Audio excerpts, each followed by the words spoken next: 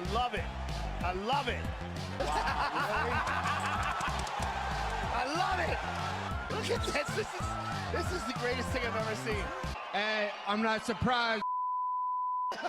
Hey, what's poppin', my homies? Hope you're doing well, feeling blessed, having a good day, having a good week. I've missed the last two UFC breakdowns on YouTube, but I still posted bet tickets for both the Apex events and Contender Series on the Patreon. And for all the homies on the Patreon and in the Discord, we're on a nice 10-bet win streak right now. I think we should probably clean sweep for the 4th time in a row. The pinned comment below is where you can find my tickets. Let's go.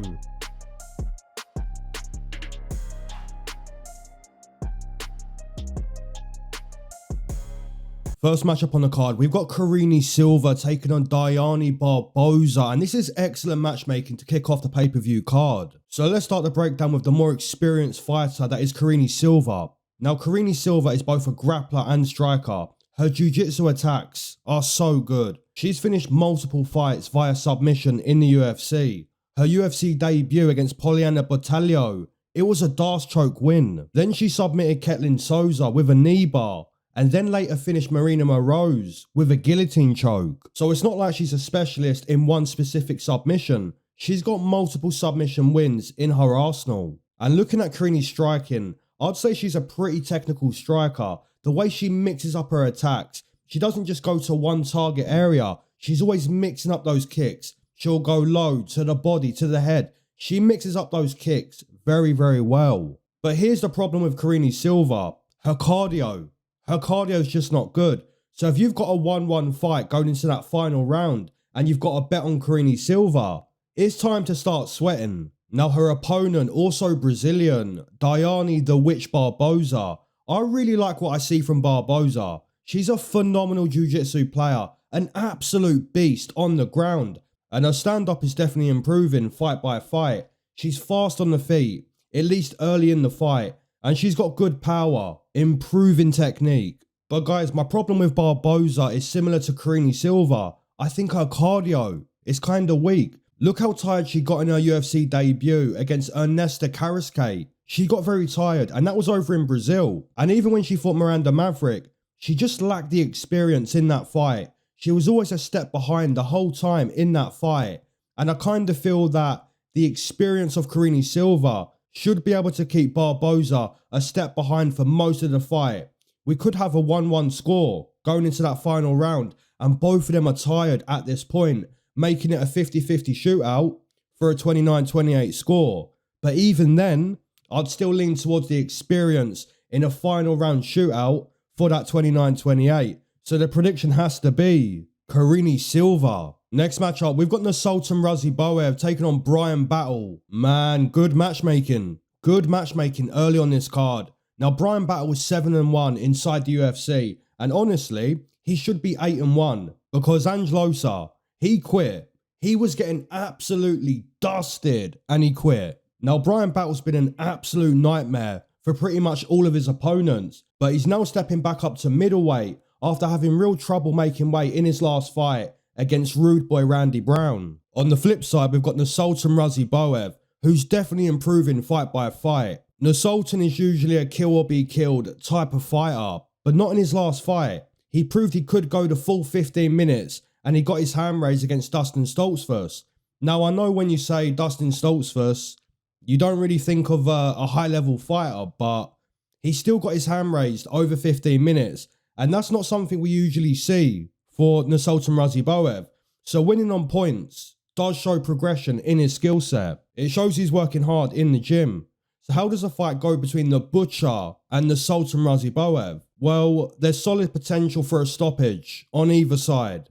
And I'm not entirely sure how Bryan Battle's going to look moving back to middleweight. I really like the Butcher at 170, at welterweight. That's where he became the Butcher. You know, his octagon name was Pooh Bear. And you know, he was a little bit out of shape. Then he went to welterweight. He became the Butcher. He became a beast. So now that he's stepping back up to middleweight, how does it go? How does it go for Bryan Battle?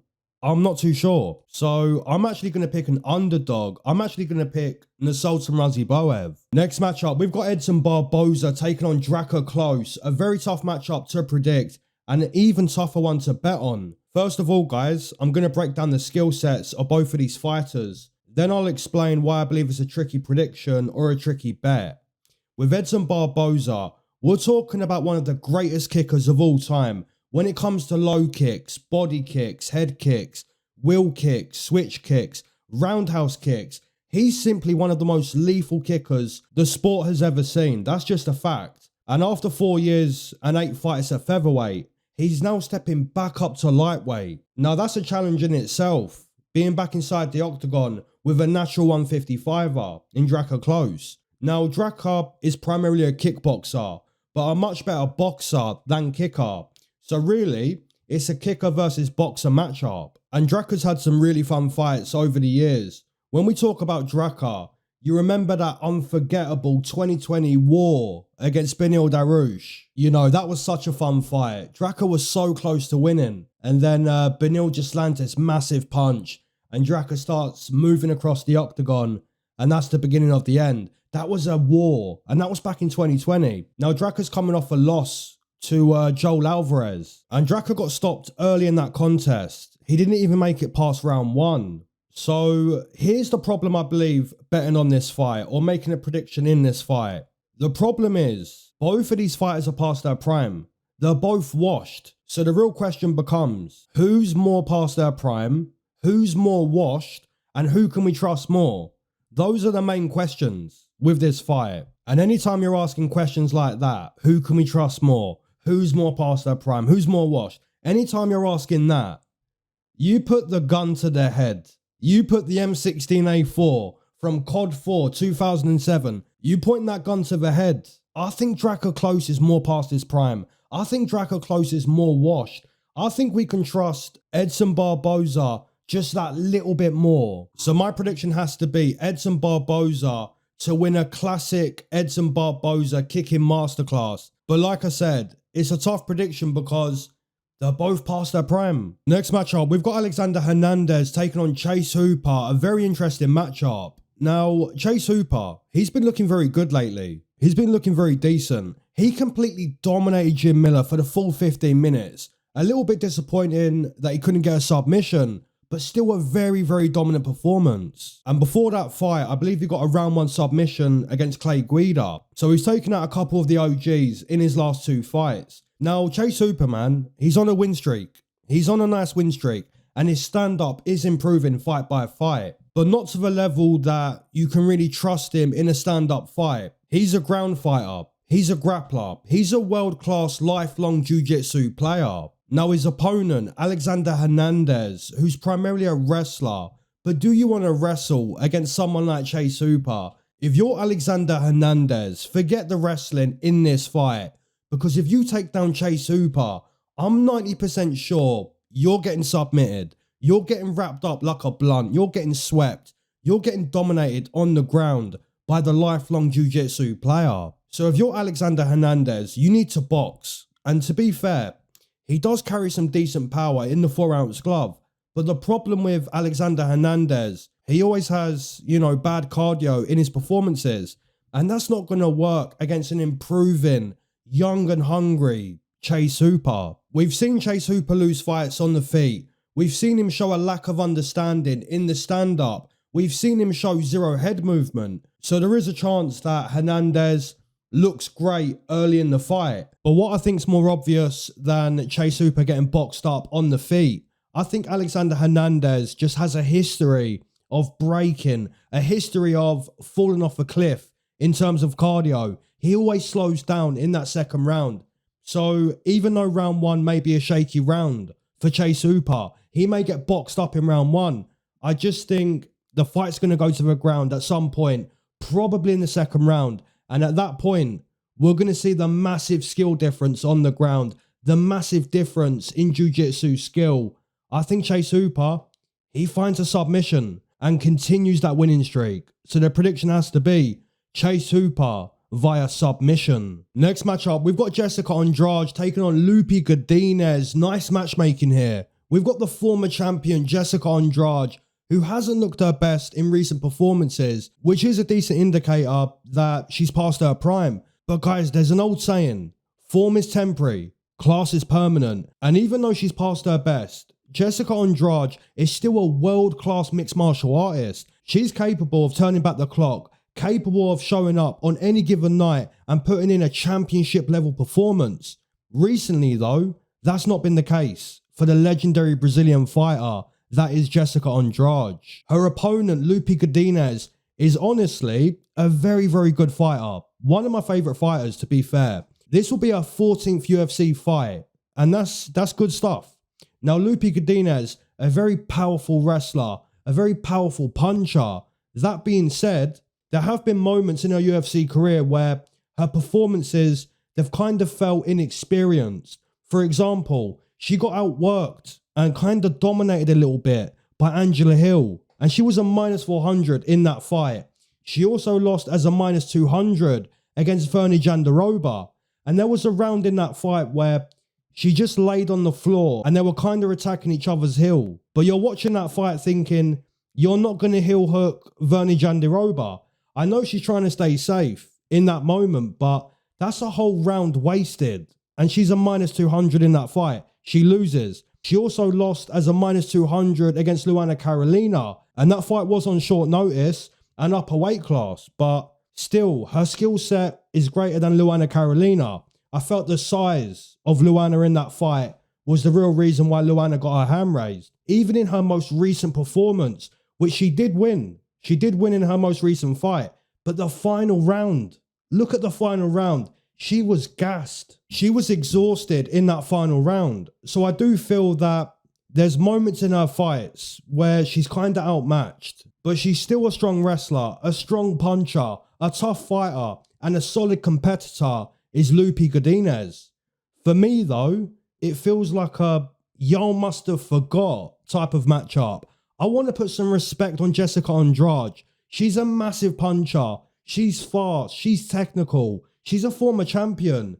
And she's the type of fighter who can turn up and remind everyone exactly who she was, exactly who she is on any given night. So I'm going to pick the former champion, the slight underdog, Jessica Andrade, to get a nice win against a very decent Loopy Godinez. Next matchup, we've got Baysangur Susurkaev taking on Eric Nolan. And if you didn't watch week 1 of the Contender, then you don't know what's up. But I'm going to let you know what's up.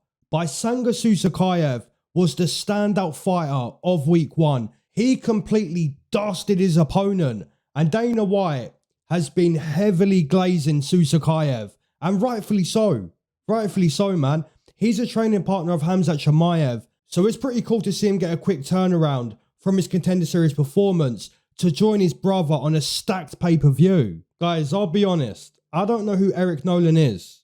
I haven't done any tape study of Eric Nolan, and the reason is, I don't need to, because I'm 99% sure he's not on the same level as Baysangur Susurkaev. Just a few days ago, Susurkaev got a round 1 stoppage with a beautiful teep kick. And I fully expect him again to get a round 1 TKO against Eric Nolan. So the prediction has to be the undefeated Russian with all the potential in the world. He's so good. You're going to see it this weekend. If you didn't watch the Contender, watch out for Baysangur Susurkaev. He's got all the potential and he's going to keep the win streak alive by completely dusting Eric Nolan in round 1 again. Next matchup, we've got GM3 taking on Michal Oleksiejczuk, and man, I'm interested. I'm interested with this matchup because it's a classic grappler versus boxer matchup, and anytime you have that type of matchup, I do lean towards fight doesn't go the distance. That being said though, we do have plenty of matchups that shouldn't go the distance that still make it there. For example, Julius Walker versus Sakara, that was -1000 not to go the distance. Now, GM3 is basically the American version of Paul Craig. He's got awful striking, nice body kicks, but overall, just not good striking. Awful cardio, awful footwork, just awful in a lot of areas of the fight. But he does have elite black belt jiu-jitsu, and if you've got that, you've got a chance. On the flip side, we've got Michal Oleksiejczuk, who's an aggressive pressure boxer. He's got sharp hands. Not the biggest middleweight on the roster, but he does make up for it with his relentless pressure boxing, his toughness, his speed for 185, and just his technical, violent punching ability. Here's the thing though. I'm going to pick a fighter that I never pick. I'm going to pick GM3 to get a round 1 submission. But if it goes past round 1, then GM3 probably gets stopped. But make no mistake, if Oleksiejczuk finds himself on the ground early, he's extremely live to get dusted himself. GM3 can pull off this submission, but I do feel that it has to be early. If we go past round 1, that's where you're going to see the bad cardio, the bad stand-up, and just GM3 not being good in general. But if he can get Michal Oleksiejczuk to the ground in round 1, he's live. He is live. But obviously, I would never put money on GM3. I would never do that. But I am going to pick him for once to get a win via submission in round 1. Next matchup, we've got Bobby Green taking on Diego Ferreira. And this matchup reminds me a lot about a fight we spoke about and broke down earlier with Edson Barboza and Drakkar Klose. Bobby Green and Diego Ferreira are both past their prime. So once again, we're asking the same questions. Who's more past their prime? Who's more washed? And who can we trust more? I think Bobby Green's a little further past his prime. And after that devastating knockout loss to Rufi, and after the huge amount of damage he took against Jalen Turner, I do think he's a little more washed at this point compared to Diego Ferreira. So I think we can trust Diego Ferreira a little bit more than Bobby Green. Diego has world-class jiu-jitsu and can definitely showcase that against Bobby Green. But then again, Bobby has always shown solid takedown defense and solid defensive wrestling, which makes me think we're going to get a striking matchup more than not. And in a striking matchup, that hands-down style that Bobby Green has, that's so entertaining and is proven to be very successful over the years. That hands-down style is so dangerous as you get older. Once your reaction slowed down and you can't see the punches coming the same way you could 5 years ago, 10 years ago, you don't want your hands down by your waist. You don't want that. I think Diego Ferreira clips him early in round 1, but I also feel that Bobby Green's going to be more cautious in round 1, not wanting to get stunned, not wanting to get dropped, not wanting to get knocked out. But then in round 2, I think he's going to take more risk, and that's where Diego Ferreira catches him again, but this time cleaner, leading to a round 2 KO TKO for Diego Ferreira. In a way, guys, I kind of hope I'm wrong, because if Diego Ferreira knocks out Bobby Green, if Bobby Green gets dusted in this fight, it's time to hang him up. It's time to retire. Call it a day. But that is the pick. That is the pick. Next matchup, we've got Tim Elliott taking on Kai Asakura. I really believe that if Kai Asakura lost to a 2025 Tim Elliott, that would be absolutely, say it with me now, that would be absolutely diabolical. Super diabolical. Guys, Kai Asakura, man, he debuted against the champion, Alexandre Pantoja. Yes, he got dominated. Yes, he got out-grappled. He got controlled. He got completely shut down by the champ. But this time round, he's not fighting the champion. He's fighting 2025 Tim Elliott. And I really think that Kai Asakura, he's special. You didn't see that in the UFC debut, but that's how good Pantoja is. I think he's one of the best strikers at 125, mainly because of his speed, his explosiveness, and the fact he can send you to a galaxy far, far away at any point in the fight. Now, Tim Elliott does have the grappling advantage. He may try to follow the same game plan as Pantoja, but Tim Elliott is not Pantoja. So either Tim Elliott finds a fluky submission win. I don't want to say fluky, but either he finds that submission win or he gets dusted on the feet. My opinion is Tim Elliott's old. He's always been defensively bad on the feet. You put someone with bad striking defense in front of an explosive knockout puncher, that's a recipe for disaster. The prediction, in my opinion, has to be all day I'm picking Kai Asakura, and I'll truly be shocked if he lost to a 2025 Tim Elliott. That would be absolutely diabolical. Let's go, Kai Asakura. Next matchup, we've got Cannonier taking on Michael Venom Page, aka MVP. And this matchup kind of reminds me of Jared Cannonier taking on Adesanya. So guys, in a way, we've already seen this stylistic matchup. Jared Cannonier couldn't get anywhere near Adesanya for the whole 25 minutes. It was basically chess, not checkers. This time round, we've got a 15-minute fight and MVP gets to show his version of chess, not checkers. Now, I did pick Cannonier as a plus 250 underdog in his main event against Robocop at the Apex. But this time round, we're fighting inside the bigger octagon, and that definitely favours the style of MVP way more than Jared Cannonier. And I did think about picking Jared Cannonier at plus money in this fight. But honestly, he's not on the same level as MVP. He's just not. If we describe both of these fighters, the difference is clear. Cannonier is a huge puncher. He's got that get dusted type of power. MVP, on the other hand, he's tricky. He's fast. He's unpredictable. He's a highly complex striking puzzle. So there's a real difference between Jared Cannonier, who's going to walk forward, put the pressure on MVP and try to break him, try to land those big punches. Whereas MVP, he's going to be in that sideways stance, being tricky, hands down, blitzing in and out. He's going to show that tricky striking style that's so highly complex. So I'm going to take MVP to win this fight on the scorecards.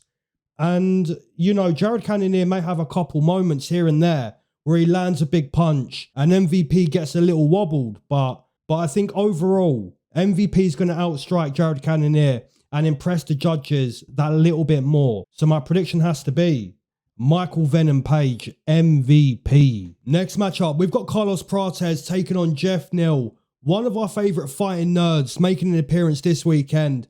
All the homies love Carlos Prates. That being said though, all the smoking, drinking, partying, that's the reason why Carlos Prates, he's never going to be a champion. It's a lack of discipline, a lack of sacrifice. And to be a champion, you have to live like a champion. And even if Carlos Prates didn't smoke, he didn't drink, he didn't party, he still may not reach championship level. He still may not be number one. But doing all of that stuff certainly won't get you to being champion.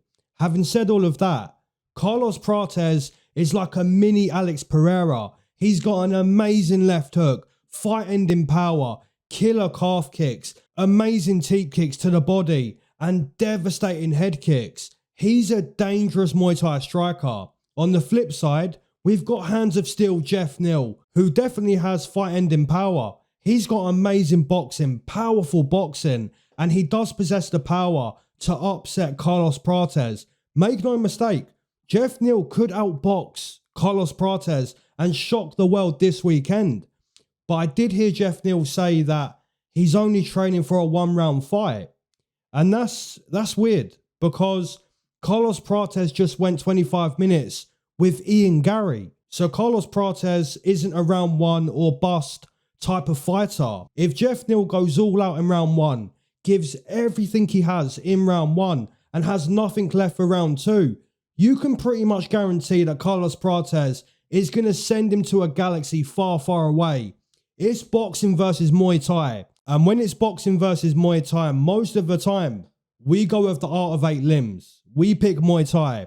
So my prediction has to be Carlos Prates. I think he's going to stop Jeff Neal probably late in this fight. The co-main event, we've got Lerone Murphy taking on Aaron Pico, and I'm very torn on this matchup because Aaron Pico, he's very well rounded, a quality boxer, a quality wrestler. He's fought on the big stage his whole career. There's a lot to like about Aaron Pico, but he hasn't fought in 18 months. So there's a layoff on the side of Aaron Pico. Meanwhile, Lerone Murphy has fought multiple times since Pico last stepped inside the cage. And against really good competition. Lerone Murphy fought against Edson Barboza in a main event. He fought against a fan favourite in Dan Ige. He then outclassed the knockout artist that is Josh Emmett. And Lerone Murphy isn't a fan favourite, but that's not a factor in this co-main event. He's a sharp boxer, an educated boxer. But the biggest problem I see this weekend for Lerone Murphy is going to be the wrestling, right? American wrestling versus English wrestling. We always seem to get dusted when the Americans wrestle us. But that being said, let's say Pico is feeling the effects of the 18-month layoff. He's feeling a bit rusty. inside the fight and doesn't wrestle or can't wrestle effectively, in that case, Lerone Murphy at plus money in a stand-up fight is certainly a good offer. If you're betting on Lerone Murphy this weekend, you need to hope that Aaron Pico, he isn't wrestling. And if you're betting on Aaron Pico, yes, he has crispy boxing, good power, good experience, but I think the best path to victory against someone like Lerone Murphy, who's undefeated, would be to bring him to the ground and bring him into that wrestling contest. But obviously, I've got to side with the homie, Lerone Murphy. Obviously, I've got to pick that. So I'm picking Lerone Murphy to get it done on the feet. I think it's going to be a very good fight. But if Aaron Pico isn't wrestling, it's a much closer fight than the odds are saying. So yeah, I'm picking my home countryman, Lerone Murphy. The main event, we've got Dricus du Plessis taking on Khamzat Chimaev. I cannot wait for this main event. I cannot wait. Guys, my breakdown is pretty similar to most people's breakdowns. Khamzat Chimaev could submit Dricus du Plessis in the first round. He could ground and pound him into another galaxy in round 1. He probably dominates round 2 as well. There's a real possibility that Khamzat Chimaev either stops Dricus du Plessis in those first 2 rounds or dominates those first 2 rounds on the judges' scorecards. Potentially a 10-8 round in the first or the second. However, guys, once we go past round 2, that's where the tables turn.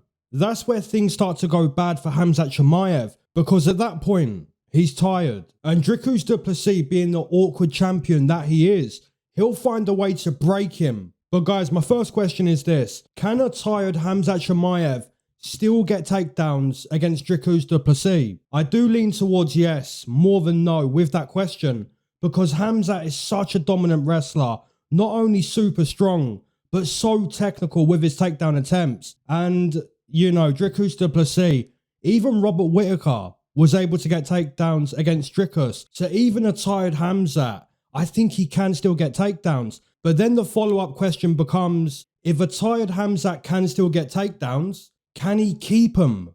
Because getting takedowns and keeping takedowns are 2 different things. And if I'm being completely honest, I lean towards no on that question. So guys, to keep it simple, if we go past round 2, the Khamzat bettors, they're in trouble. They're in trouble. If we go past round 2, the plus 200 Dricus bettors, they're in luck. More than likely, they're in luck. So my guess on the main event, my prediction, Khamzat Chimaev submits Dricus du Plessis in round 1 and becomes the new champion. That's the pick. As always, my homies, let me know who you're taking in the main event. Are you going and new or and still? Drop your favourite Money City plays in the comment section below. And if you want to know who I've personally bet money on for UFC 319, you can find my tickets on the Patreon at patreon.com/UFCGA in capitals. Enjoy the stacked pay-per-view. Keep your eyes to the sky, never glued to your shoes. Let's go.